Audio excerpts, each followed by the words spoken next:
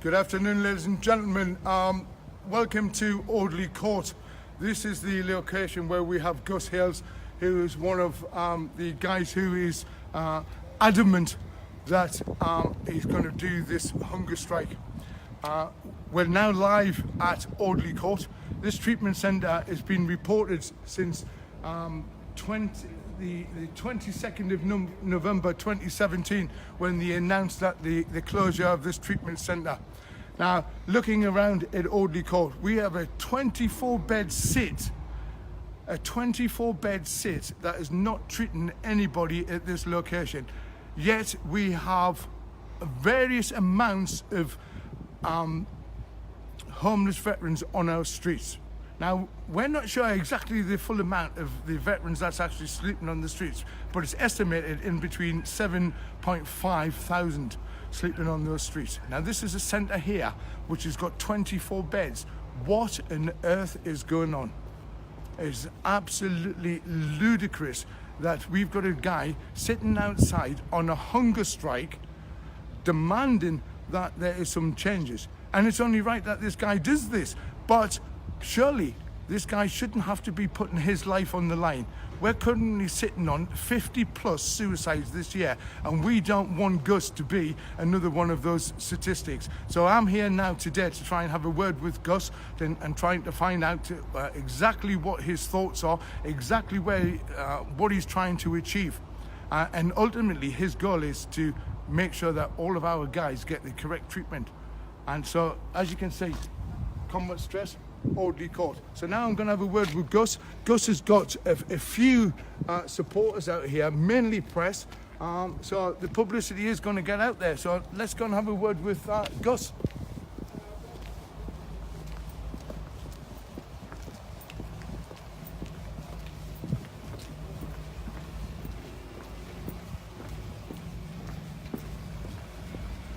So as you can see, guys, we've got, this is Gus just coming in now.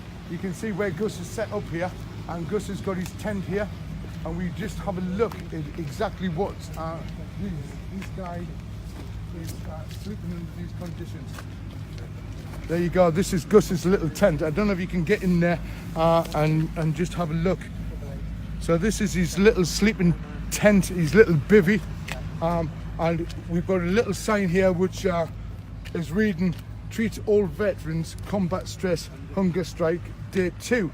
Gus has got fluids there, and this is day 2 where Gus is not eating. We're just going to introduce you to Gus now. This is Gus Hales, the gentleman in question, who strongly believes that more can be done in the fight for post-traumatic stress disorder, and it's combat stress related post-traumatic stress disorder, and this is what we need to be doing. We need to start to emphasize combat related stress. So I'm just going to introduce you to Gus. This is Gus. Gus, can you tell us why you're here and what do you hope to achieve from this? Well, I'm a Falklands veteran. Obviously that particular campaign was life-changing. Took me kind of 10 to 12 years before the condition manifested, and I finally sought help. And the first point of help I had, obviously after doctors etc., was combat stress. I came into their residential centre some probably 20 years ago and was treated at Turret House, and up until about 4 years ago they offered a real good compassionate aftercare. I was told by this organisation that I needed to come in to manage the condition, which they say is not curable, or they said it wasn't curable. So I used to come in 3 times to a year, i.e. two-week stays 3 times a year, and that's what they said I needed to do to manage the condition. That was fine till about 4 years ago. I heard nothing from them. I was told I would get a letter when to come in next. About 2.5 years ago, a knock came on my door at home. I answered the door. It was a combat stress welfare officer. He asked me He introduced himself. I said, what do you want? You haven't bothered with me for a couple of years. And he said, will you let me in? I said, well, tell me what you want first. And he said, if you won't let me in, I'll discharge you. And he discharged me on the door of my own. How many years ago was this, Gus? This was about 2.5 years ago. 2.5 years ago. 2.5 years ago. Okay. Discharged me on the door of my own.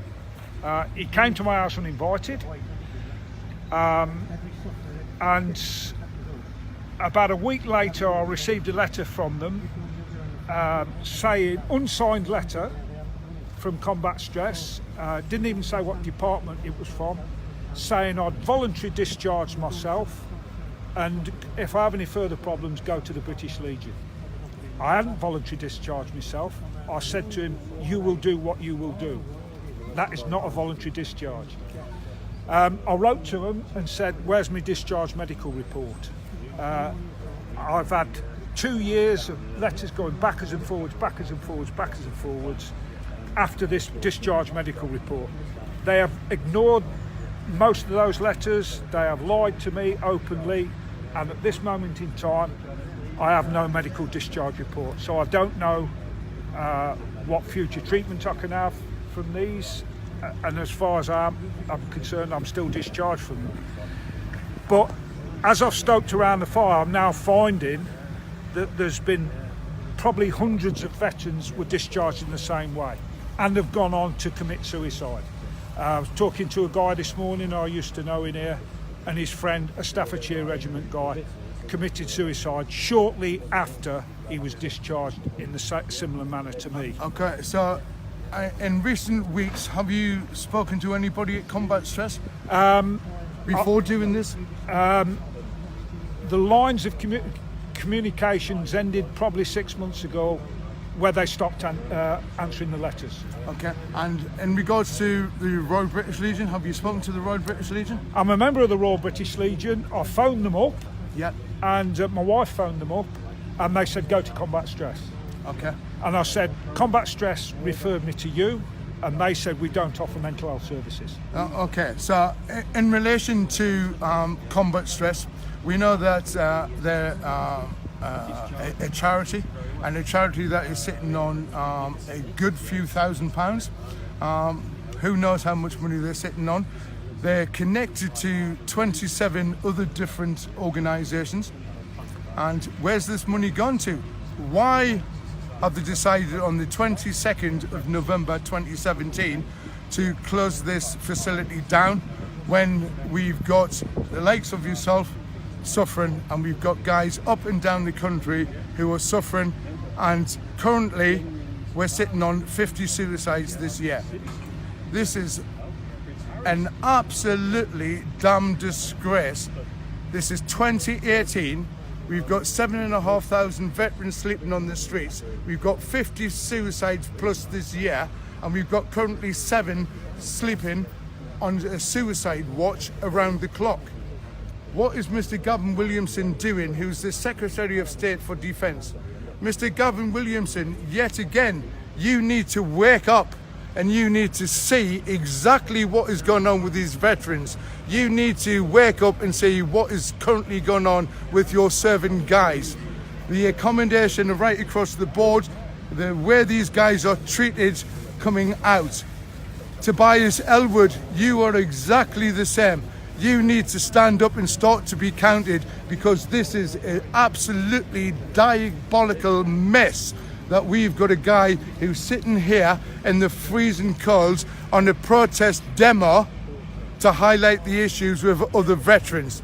This guy is prepared to take his own life through starvation, and you are completely out of order. Combat Stress, Help for Heroes, you need to get your act together, and you need to start to efficiently work with these guys, because what I'm seeing here is a 24-bed location, and no treatment is being given from this location. 24 beds and 7,500 veterans sleeping on the streets, or sofa surfing, or living in accommodation and ready to be thrown out onto the scrap heap yet again. So why is this location not being used to house at least 24? at least 24. You could probably maximise that and have 2 to a room. You've got the funds, you've got the cash, so turn this into, if you're not going to use it for a treatment centre, then let's turn it into something that's going to be used. Absolutely diabolical. Absolutely. Gus, how long are you prepared to be out here? I've written a statement of purpose of the needs that may resolve this situation. Okay. So it's now in the hands of combat stress. Okay. If they meet these needs, which I'll read out in a minute. Yeah. Because it's the 100th anniversary of the end of the First World War, where the condition of shell shock was first recognised, I'm prepared to go on this unique year of the 11th of the 11th of the 11th, and that's how it falls this year. That is 12 days away. My intention was to go till then. If these needs are not met and something doesn't change this, I'm prepared to take it past that. Enough is enough.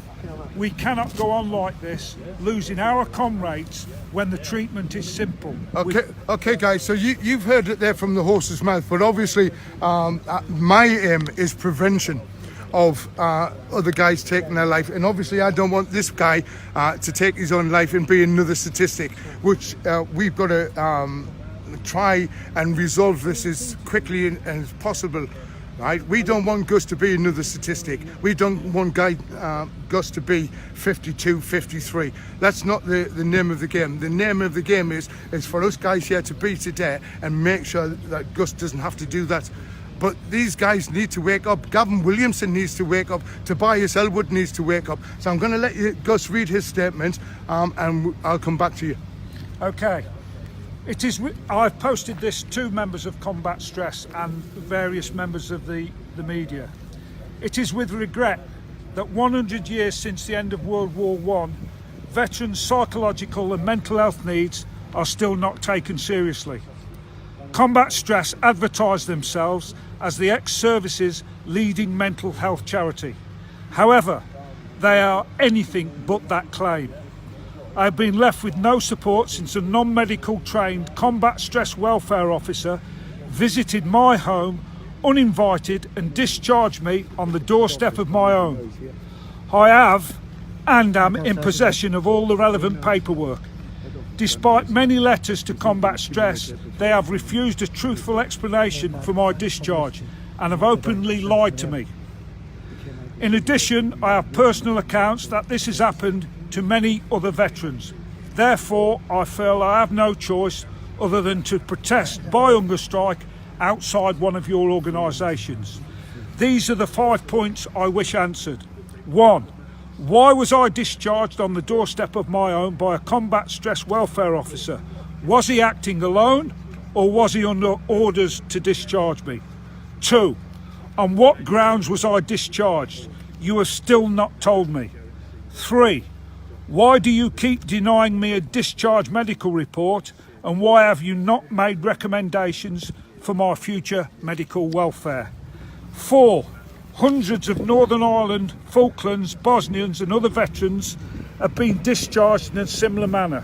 What provisions have you made for them? 5.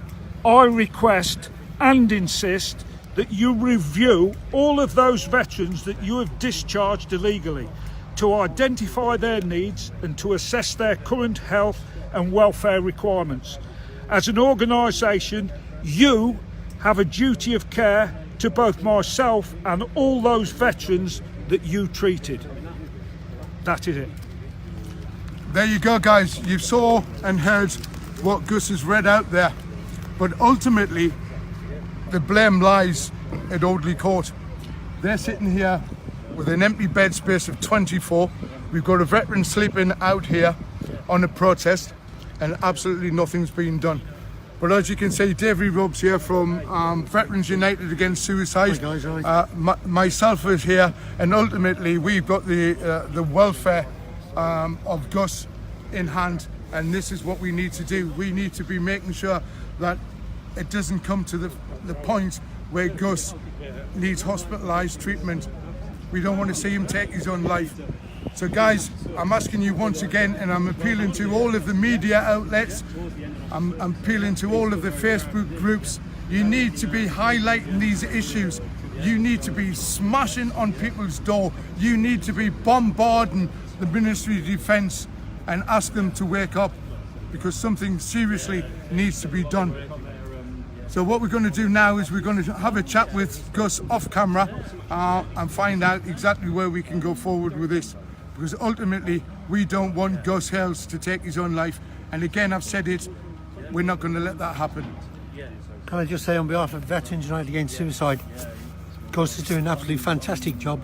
There's thousands of people that are absolutely with him all the way, and there's quite a few hundred that are ironically saying that what he is doing is a fantastic thing to do, but we need to have a little chat with Gus to maybe see if we can he has done what he needed to do. He has been able to get it in the open, in the highlighted, which has been fantastic, but what we don't want is Gus to become number 51 or maybe even number 52, because we think we may have a number 51 already.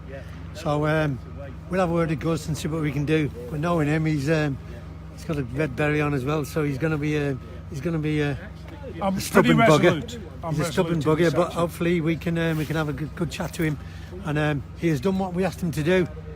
He's done a fantastic job. He's highlighted it, and hopefully we can sort this all out with the Audley Court and this combat stress. I also want to add there that this protest isn't about me. It's about every veteran who has served before. It is about veterans of serving now, and it is about veterans to come. So we don't want an avalanche in 4 or 5, 6, 7 years' time of Afghanistan and Iraq veterans taking their own lives. It's bad enough at the moment. But when the floodgates open, it could be a disaster. Put the strategies in place now, government, and there might be a chance that we can avoid an epidemic of suicides like we're undergoing at this moment in time. Enough is enough is enough. And I've had enough, and if my life comes to anything, if I can make a difference, then my life will have been worthwhile. And that's the way I see it. There you go, guys. You've heard it from the horse's mouth, live from Audley Court at Newport, Shropshire. The home of the best charities in the world, so they claim to be.